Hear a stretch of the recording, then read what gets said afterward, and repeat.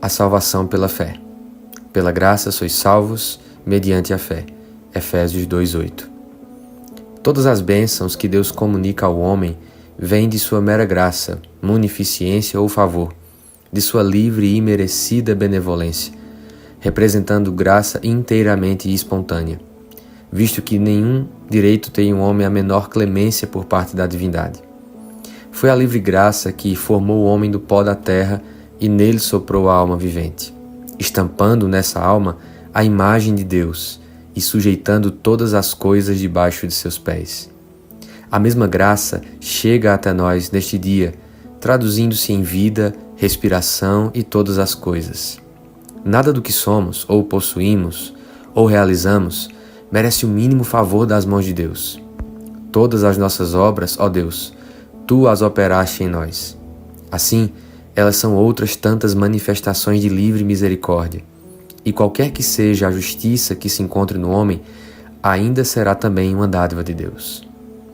Com que fará o pecador propiciação pelo menor de seus pecados? Com suas obras? Não. Ainda que estas sejam muitas e sejam santas, não lhe pertencem, mas são de Deus. Na verdade, todas essas obras são ímpias e pecaminosas, reclamando nova propiciação. Somente frutos corrompidos pendem de uma árvore corrupta, e o coração do homem é ao mesmo tempo corrupto e abominável, estando desprovido da glória de Deus. A justiça gloriosa de início impressa em sua alma, segundo a imagem de seu grande Criador. Assim, pois, nada tendo, nem justiça, nem obras, que alegar, seus lábios inteiramente se calam diante de Deus. Se o homem pecaminoso acha, pois, favor à vista de Deus, isso vem a ser graça sobre graça.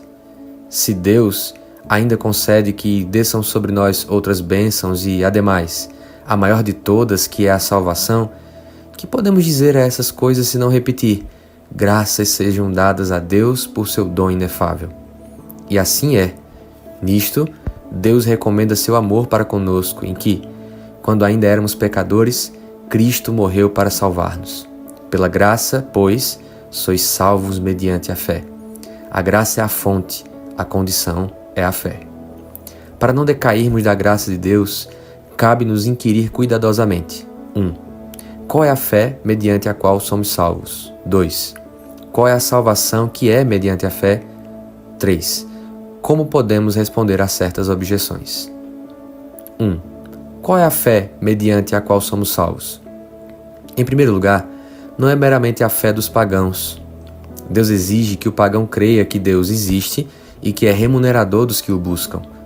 Que essa procura diligente se faça, glorificando-o como a Deus, dando-lhe graças por todas as coisas e praticando cuidadosamente a virtude moral, a justiça, a misericórdia e a verdade para com seus semelhantes.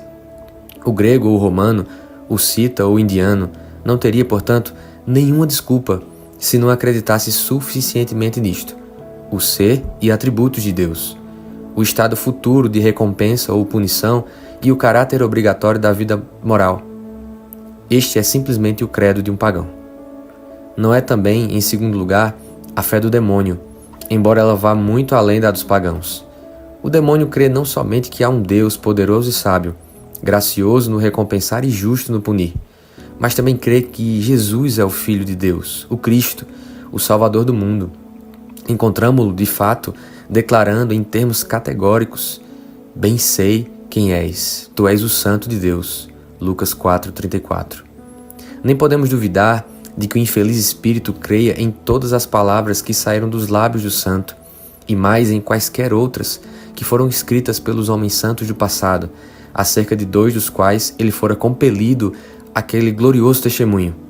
Estes homens são servos do Altíssimo, que vos mostram o caminho da salvação. Não é demais, pois, que o grande inimigo de Deus e dos homens creia e, crendo, estremeça, que Deus se manifestou em carne, que submeterá todos os inimigos debaixo dos pés, e que toda a Escritura foi dada por inspiração de Deus. Até aí vai a fé do demônio. Em terceiro lugar, a fé mediante a qual somos salvos, no sentido em que a palavra será mais adiante explanada, não é meramente a que nutriam os apóstolos, quando Cristo estava ainda sobre a terra, muito embora nele crescem a ponto de deixarem tudo para segui-lo.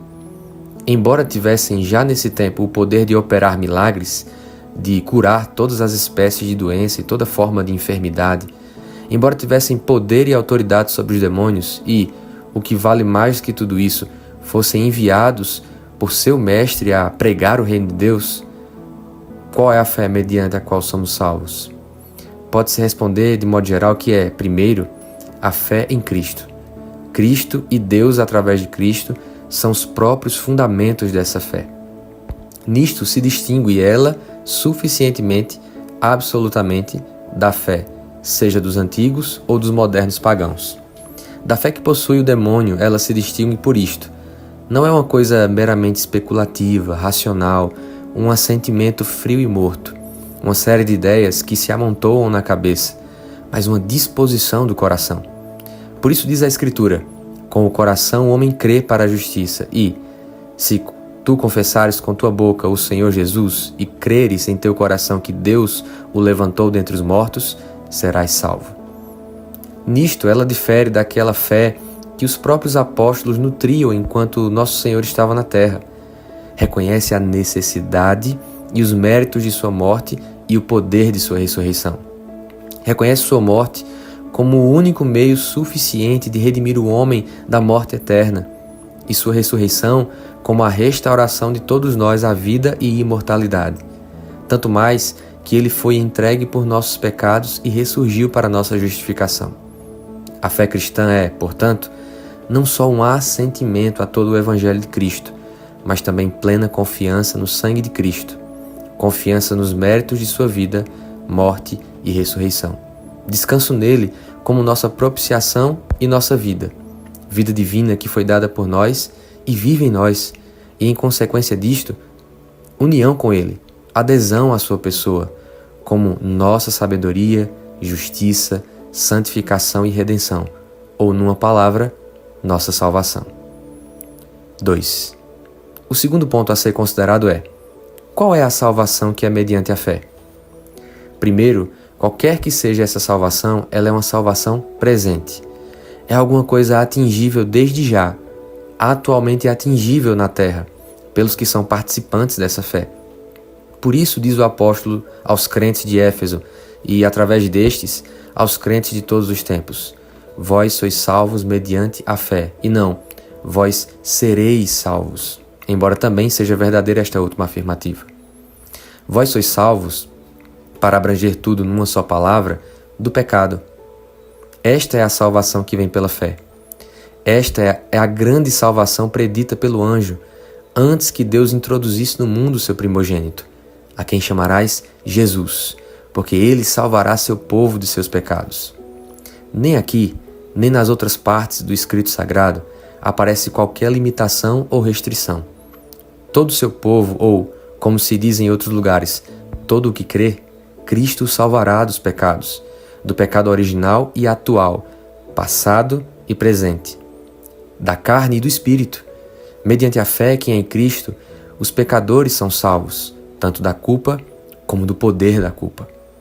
Primeiro da culpa de todos os pecados passados, porque, conquanto todo mundo seja culpado diante de Deus, de modo que, se o Senhor quisesse assinalar que os que cometem erros ninguém poderia nele permanecer, e uma vez que pela lei vem somente o conhecimento do pecado, mas não a libertação dele, já que pelo cumprimento das obras da lei nenhuma carne pode ser justificada à sua vista, agora, todavia, a justiça de Deus, que é pela fé em Jesus Cristo, é manifestada a todo aquele que crê. São justificados livremente por sua graça, através da redenção que há em Jesus Cristo. A este Deus enviou para ser a propiciação mediante a fé em seu sangue, para declarar sua justiça para, ou pela, remissão dos pecados passados. Agora, Cristo suprimiu a maldição da lei, fazendo-se maldição por nós. Cancelou o escrito de dívida que era contra nós, levando-o e cravando-o em sua cruz. Agora não há, pois, condenação para os que creem em Cristo Jesus. Sendo salvos da culpa, os homens são também salvos do temor. Não em verdade do filial temor de conceber qualquer ofensa, mas do medo servil que escraviza, do medo que causa tormento, do medo que punição, do medo da ira de Deus. Desse Deus que eles agora não mais contemplam como um Senhor severo, mas como um Pai indulgente. Não receberam outra vez o espírito de escravidão, mas o espírito de adoção, pelo qual exclamam, Abba, Pai, testificando também o mesmo Espírito com seu Espírito que eles são filhos de Deus. São também salvos não da possibilidade, mas do receio de decaírem da graça de Deus e de serem privados das grandes e preciosas promessas. Deste modo, têm paz com Deus por nosso Senhor Jesus Cristo. Regozijam-se na esperança da glória de Deus, e o amor de Deus se derrama abundantemente em seus corações, através do Espírito Santo que lhes é dado. Pelo Espírito são persuadidos, talvez não em todos os tempos, nem com a mesma plenitude de convicção, de que nem a morte, nem a vida, nem as coisas presentes, nem as coisas futuras, nem a altura, nem a profundidade, nem qualquer outra criatura será capaz de os separar do amor de Deus, que é em Cristo Jesus, nosso Senhor. Ainda mais, mediante essa fé, são eles salvos do poder do pecado e, bem assim, da culpa inerente ao pecado. Isto o apóstolo o declara. Sabemos que ele se manifestou para tirar nossos pecados, e nele não há pecado. O que nele permanece não peca. 1 João 3,5. E em outro lugar, filhinhos, que ninguém vos engane, o que comete pecado é do diabo. Quem quer que crê é nascido de Deus. E quem é nascido de Deus não comete pecado, porque sua filiação permanece nele, e ele não pode pecar, porque é nascido de Deus. Ainda mais, sabemos que todo aquele que é nascido de Deus não peca, pelo contrário, aquele que nasceu de Deus o guarda e o maligno não o segura. 1 João 5,18. Aquele que pela fé é nascido de Deus não peca. 1. Por pecado habitual, porque todo pecado habitual é pecado dominante, mas o pecado não pode dominar a qualquer que creia. Nem, 2. Por pecado voluntário, porque enquanto permanece na fé, sua vontade tenazmente se opõe a todo pecado, aborrecendo-o como se fora veneno mortal. Nem, 3. Por qualquer desejo pecaminoso, porque almeja constantemente a santa e perfeita vontade de Deus. E qualquer tendência para o desejo profano, ele a sufoca desde o início, pela graça de Deus. Nem, 4. Peca por enfermidade, quer pela prática de qualquer ato, quer por palavra ou pensamento, porque suas fraquezas não têm o concurso da vontade, e sem tal concurso não há propriamente pecado. Assim, o que é nascido de Deus não peca. E embora não possa dizer que não tenha pecado, certo é que atualmente ele não peca. Esta é, pois, a salvação pela fé, mesmo no mundo presente, salvação do pecado e das consequências do pecado expressas com frequência pela palavra justificação, a qual, tomada em sentido mais lato, implica na libertação da culpa e do castigo, pela propiciação de Cristo atualmente aplicada à alma do pecador, agora crente em Jesus, e libertação do domínio do pecado, mediante o mesmo Senhor, formado em seu coração. Assim, aquele que é justificado ou salvo pela fé é, na verdade, nascido de novo. Nasce outra vez do Espírito para uma nova vida, que está escondida com Cristo em Deus. Como recém-nascido, gradualmente recebe o leite racional, sem dolo, da palavra e cresce por ele, subindo de fé em fé, de graça em graça, até chegar afinal a homem perfeito, segundo a medida da estatura da plenitude de Cristo. 3. A primeira objeção que a este acerto usualmente se faz é que pregar a salvação ou a justificação pela fé somente é pregar contra a santidade e as boas obras. A isto se pode dar essa breve resposta. O reparo seria verdadeiro se falássemos, como fazem alguns, de uma fé separada da santidade das boas obras. Falamos, porém, da fé que, ao revés, produz todas as boas obras e toda a santidade. Pode, entretanto, ser de maior utilidade a apresentação de uma resposta mais extensa, principalmente se considerar que a objeção em apreço não é nova, mas remonta ao tempo de São Paulo.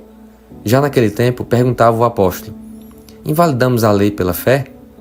Respondemos primeiro que todo o que não prega a fé manifestamente invalida a lei, quer direta e grosseiramente, por limitações e comentários que destroem todo o espírito do texto, quer indiretamente, deixando de apontar o único meio pelo qual é possível dar cumprimento à própria lei. Enquanto que, em segundo lugar, estabelecemos a lei, tanto no demonstrar sua plena extensão e seu amplo sentido espiritual, como no apontar a todo aquele caminho de vida para que a justiça da lei nele se possa cumprir. Os que só confiam no sangue de Cristo usam de todas as ordenanças que ele estabeleceu, fazem todas as boas obras que ele antes havia preparado para que andassem nelas, formam e exteriorizam todo o santo e celestial caráter e ainda a própria mente que havia em Cristo Jesus. Mas a pregação dessa fé não leva os homens ao orgulho? Respondemos que, acidentalmente, isto pode acontecer. Entretanto, todo crente verdadeiro deve estar perfeitamente a par da advertência contida nas palavras do grande apóstolo. Em razão da incredulidade, os primeiros galhos foram separados e tu permaneces na fé. Mas não te vanglories, mas teme. Se Deus não poupou os ramos naturais, toma cuidado para que não suceda que ele deixe de poupar-te. Veja, pois, a bondade e a severidade de Deus. Para os que caíram, severidade, mas para contigo bondade. Se perseverares em sua bondade, de outro modo, também tu serás desarraigado. Romanos 3:27. E, enquanto ele prossegue, lembremos-nos das palavras de São Paulo, prevendo e rebatendo tal objeção. Onde está logo a jactância? Ficou excluída. Por que lei? Pela das obras? Não, mas pela lei da fé. Se o homem fosse justificado pelas obras, teria de que se gloriar, mas não há glorificação para aqueles que não obram, mas crê naquele que justifica o ímpio. Romanos 4:5. No mesmo sentido, são as palavras que procedem e seguem o texto, Efésios 11:4 e seguintes. Deus, que é rico em misericórdia, ainda quando estávamos mortos em pecados, reconciliou-nos com Cristo. Pela graça sois salvos, para que pudesse mostrar a suprema riqueza de sua graça em bondade para conosco em Cristo Jesus. Pela graça é que sois salvos mediante a fé, e isto não vem de vós mesmos. De vós mesmos não vem vossa fé, nem vossa salvação. São dons de Deus. Representam livre e merecida dádiva. A fé, mediante a qual sois salvos, bem como a salvação que Deus, por sua própria boa vontade, por seu mero favor, adiciona a ela, procedem do Senhor. O fato de crermos é um aspecto de sua graça. O fato de, crendo, sermos salvos é outro aspecto. Não pelas obras, para que ninguém se glorie. Porque todas as nossas obras, toda a nossa justiça, anteriores à nossa crença, nada merecem de Deus, a não ser a condenação. Tão longe estavam de merecer a fé que, recebida esta, ela não procede do mérito das obras. Nem a salvação é pelas obras. Quando cremos, porque Deus é quem então opera em nós. Deste modo, dar-nos recompensa por aquilo que Ele próprio realiza é gesto que somente pode recomendar as riquezas de sua misericórdia, mas que a nós não nos deixa coisa alguma de que nos possamos gloriar. Falar assim da misericórdia de Deus, salvando ou justificando livremente só pela fé, não incita porventura os homens ao pecado? Na verdade, isto pode acontecer e acontecerá. Muitos continuarão no pecado para que a graça possa superabundar, mas seu sangue será sobre sua cabeça. A bondade de Deus deve levá-lo ao arrependimento. Isto acontecerá com os que sejam sinceros de coração, os quais, sabendo que ainda há perdão para eles, clamam com ânsia que sejam também cancelados suas culpas mediante a fé que há em Jesus. E se eles realmente clamam sem fingimento, se o buscam por todos os meios que o próprio Deus apontou, se recusam a ser confortados até que venha o Senhor, Ele virá e não tardará. E Ele poderá fazer grandes coisas em curtíssimo espaço de tempo. Muitos são os exemplos nos Atos dos Apóstolos da divina operação da graça no coração dos homens, manifestando-se como relâmpago fuzilando desde os céus. Assim, No mesmo instante em que Paulo e Silas começaram a pregar, o carcereiro se arrependeu e creu, sendo batizado.